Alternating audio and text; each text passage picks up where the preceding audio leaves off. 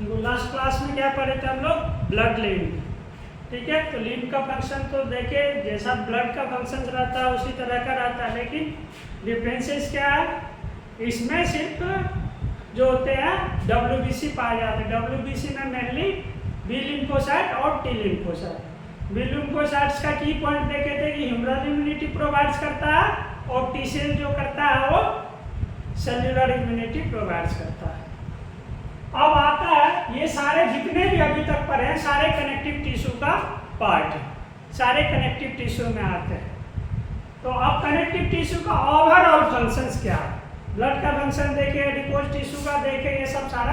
अब overall functions क्या है ये शॉर्ट नोट्स में भी आएगा, है ना, फंक्शंस ऑफ कनेक्टिव टिश्यू।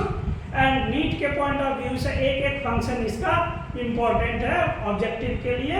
इसमें बहुत सारे ऑब्जेक्टिव्स क्रिएट हो रहा है, नीट के पॉइंट ऑफ व्यू से वेरी वेरी इसेंशियल है, इम्पोर्टेंट है। अब देखिए कि है फंक्शंस ऑफ कनेक्टिव टिश्यू। तो सबसे पहले ये स्ट्रक्चरल सपोर्ट्स प्रोवाइड्स करता है। जिस तरह सेल्स में है ना सेल मेम्ब्रेन, है ना, क्या बोलते हैं सेल मेम्ब्रेन, एंडोप्लाज्मिक रेटिकुलम, ये सब देखे थे, है ना, साइटोस्केलेटन, ये सब सारा जो है स्ट्रक्चरल सपोर्ट प्रोवाइड्स करता है। उसी तरह कनेक्टिव टिश्यू जो है बॉडी में क्या करता है? स्ट्रक्चरल सपोर्ट प्रोवाइड्स करता है। तो बोन्स एंड कार्टिलेज पढ़े थे, bones and cartilage provides structural support of in our body. जैसा बोन रहेगा उसी तरह का क्या बॉडी का स्ट्रक्चर्स होता है ना। बोन यदि ऐसा रहेगा तो स्ट्रक्चर ऐसा हो जाएगा। तो ये इसीलिए ये जो है वो स्ट्रक्चरल सपोर्ट्स प्रोवाइड्स कर रहा है। पहला फंक्शन पता चल गया, इसमें कोई डाउट नहीं है।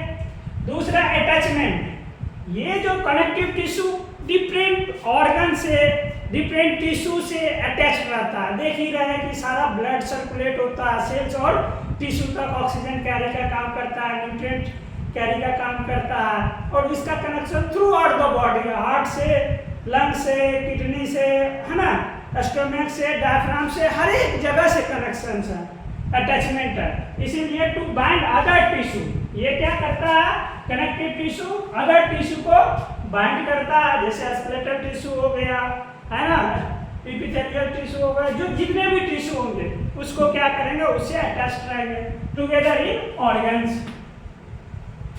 फिर स्टोरेज, तो मैं इसमें पढ़े थे एडिपोज टिश्यू। तो एडिपोज टिश्यू जो होता है स्टोरेज क्या करता है? फैट्स।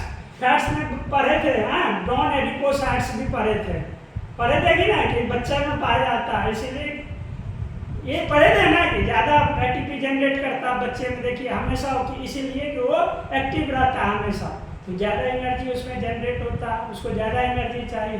तो एडिपोसाइट्स, जितना भी फैट स्टोरेज होगा तो वो क्या होगा? एडिपोज टिश्यू में। इसीलिए कंपैरेटिवली लेडीज में एडिपोज टिश्यू ज़्यादा पाया जाता है मेन के कंपेयर में, है ना, जनरली देखा गया है। इसीलिए तो एडिपोज टिश्यू में क्या होता है? ज़्यादा फैट स्टोरेज रहता है। देखेंगे इसका अलग अलग, है ना, और सारा डिटेल से जब हाँ आगे आएगा तो फिर और पढ़ेंगे। नेक्स्ट है ट्रांसपोर्ट। ट्रांसपोर्ट ऑफ फ्लूइड, ये फ्लूइड कनेक्टिव टिश्यू है। ये तो पढ़े थे ब्लड। ब्लड क्या करता है? Blood and lymph. ब्लड पढ़े थे या लिम्फ पढ़े थे? लिम्फ जो है सेकंड मिडिल मैन होता है, ये फर्स्ट मैन होता है, ये सेकंड मिडिल मैन होता है। दोनों का काम है ट्रांसपोर्टेशन करना और दोनों का काम है इम्यूनिटी प्रोवाइड करना। तो दोनों काम कर रहा है, तो क्या करता है? पहला तो ट्रांसपोर्ट करता है वेरियस मटेरियल्स को, जितने भी न्यूट्रिएंट्स है ना, उसको बॉडी में, साथ साथ प्रोटेक्शन का भी काम करता है। कैसे करता है ये ऑलरेडी बता चुका हूँ कि इसमें जो है केमिकल्स जो होते हैं वो अलग करते हैं, जैसे हिस्टामिन, ये सब पढ़े थे, है ना, हिपेरिन पढ़े थे, ये सब सारा कैसे प्रोटेक्ट करता है ये पता है ये सारा। दूसरी बात, इसमें जो है cells, T lymphocytes, B lymphocytes, इसमें बेसोफिल, एसिडोफिल, न्यूट्रोफिल्स, ये सब क्या जो है एस्नोफिल्स कैसे प्रोटेक्ट करता बॉडी को, ये सारा डिटेल से पढ़ चुके हैं। अब डिफेंस एंड स्कैवेंजिंग एक्टिविटी, तो आप देखिए डिफेंसिव होता ही है, जितने भी WBCs है उसके कंपोनेंट्स सारे डिफेंसिव होते ही हैं, वो प्रोटेक्ट करते हैं। साथ साथ स्कैवेंजिंग भी करते हैं। स्कैवेंजिंग न्यूट्रलाइज करता है उसको। तो स्कैवेंजिंग पड़ेगा दो तरह से, एक तो हमारे बॉडी में जो एंटीऑक्सीडेंट होता है, एंटीऑक्सीडेंट होता है वो क्या करता है, जितने भी फ्री रेडिकल जनरेट होता है, ठीक है, जो मान के चलिए हाइपोक्सिया हो गया, कोई ऑक्सीजन की कमी हो रहा है शरीर में, तो बहुत सारे फ्री रेडिकल जनरेट होगा, बहुत सारे स्ट्रेस हो गया, हीट स्ट्रेस हो गया, कोल्ड स्ट्रेस हो गया, डिफरेंट टाइप का स्ट्रेस हो गया, है ना, मेंटल स्ट्रेस हो गया, है ना। तो इस टाइप में क्या होता है, फ्री रेडिकल हमारे बॉडी में बहुत सारा जनरेट होता है, और वो फ्री रेडिकल को काउंटर बैलेंस करने के लिए जो है वो क्या करता है, एंटीऑक्सीडेंट वर्क करता है। तो इसीलिए हम लोग फूड में भी एंटीऑक्सीडेंट लेते हैं ज़्यादातर, मेनली रूप से जितने भी साइट्रस फूड है जो खट्टे लगते हैं उसमें बहुत ही ज़्यादा मात्रा में एंटीऑक्सीडेंट पाया जाता है, जैसे आंवला हो गया, है ना, और उसके बाद लेमन हो गया, इस तरह के ऑरेंज हो गया, ये सब में हाईली एंटीऑक्सीडेंट पाया जाता है। तो ये सब लेना ही चाहिए। तो ये स्ट्रेस से रिलीफ करता है, ये सब चीज़ खाने से जो भी फ्री रेडिकल होगा उसको क्या करेगा, स्कैवेंज करेगा। तो जानते ही है कि जैसे ही स्ट्रेस में आएगा तो सारा बॉडी का जितने भी नॉर्मल फंक्शन है सब एबनॉर्मल होने लगेगा, ज़्यादा दिन तक स्ट्रेस में रहेगा। तो इसीलिए ये सब सारी चीज़ पे ध्यान देना चाहिए। तो ये देखें कि कैसे डिफेंसिव होता है, protective functions by neutralising, antitoxins produce करता है, देखे थे, फाइगोसाइटोसिस करता है, सेलुलर इम्यूनिटी प्रोवाइड करता है, एक्सेट्रा। अब देखिए फॉर्मेशन ऑफ ब्लड कॉर्पसेल, देखिए ब्लड का ही फॉर्मेशन करता है बोन मैरो के द्वारा, तो bone marrow produce blood cells, ये देखे थे।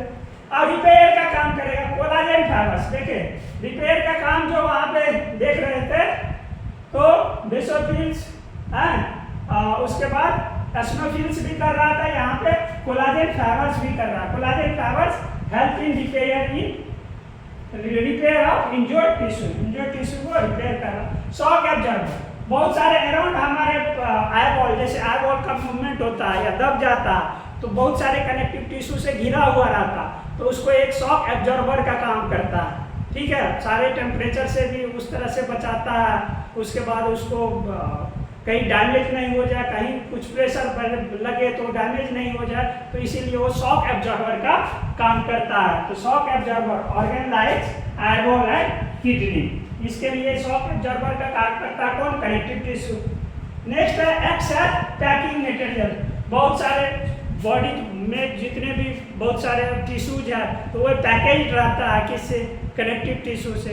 तो ओवरऑल फंक्शंस हो गया ये कनेक्टिव टिश्यू का, जो बोले कि एग्जामिनेशन पॉइंट ऑफ व्यू से शॉर्ट क्वेश्चंस में आ सकता है और लॉन्ग क्वेश्चन ये ऑब्जेक्टिव में नीट